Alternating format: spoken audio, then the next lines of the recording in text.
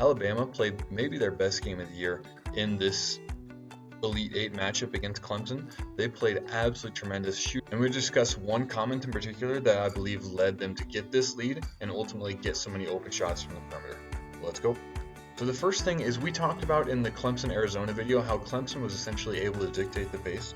Alabama, I think from the onset, was saying that, no, we're going to dictate the pace. And so we're going to be looking at the shot clock here and see how quickly Alabama A pushed in transition, and then B got the shots that they wanted that quickly. Okay, so because Alabama has good shooters, you have to guard them with space. And so this allows you to, essentially the defense has to extend forward, and then you have good enough shooters that if there's a little bit of contact on these screens and the big isn't stepping up, that you can rise up into a semi-contested three and feel good about that shooting percentage still.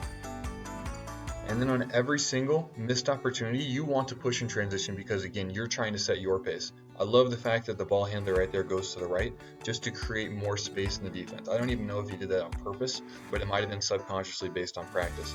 But his space is at the defense. I love 23 right here setting up, I believe, a flare screen. That's a brilliant read, but oh, that's absolutely beautiful basketball. Forcing him to go through this screen if that pass comes. And Alabama does. Oh my God, that's so beautiful. It's a beautiful read across the board. He's spaced out to make it so this was a farther distance, essentially for one to cover. 23 went here to set his screen, and then you have to read this, and this pass has to be on the money, and one gets caught on the screen.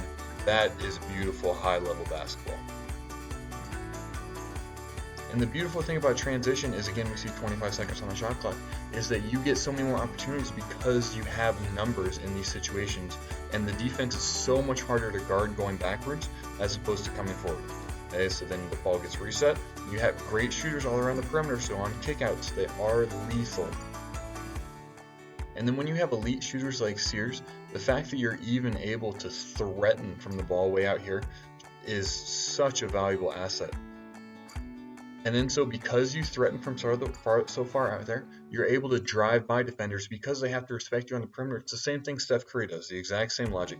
And then when you drive by, it forces help. And then when you have help, that means somebody is open on the perimeter. And we've already seen Alabama is absolutely very good shooters from the perimeter. Another open shot. And again, what's the point? We're looking in transition. Hey, ball gets to the left side, we're spaced out. Look at this. What is this?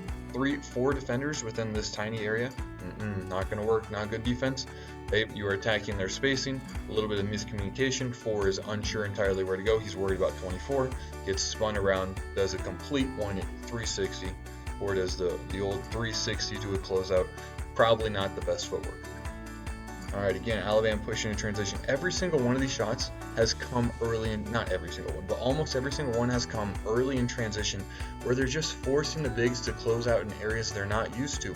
And when you have good three-point shooters, it puts such a strain on your defense, on the defense, if you're willing to shoot these balls in transition. All in all, I think this was an absolutely beautiful game by Alabama. They really, really worked to make sure the game was going at their pace. They played well, they shot unbelievably well, and I am excited to see what they bring to the next round. If you enjoyed this, feel free to like and subscribe. Have a blessed rest of your day.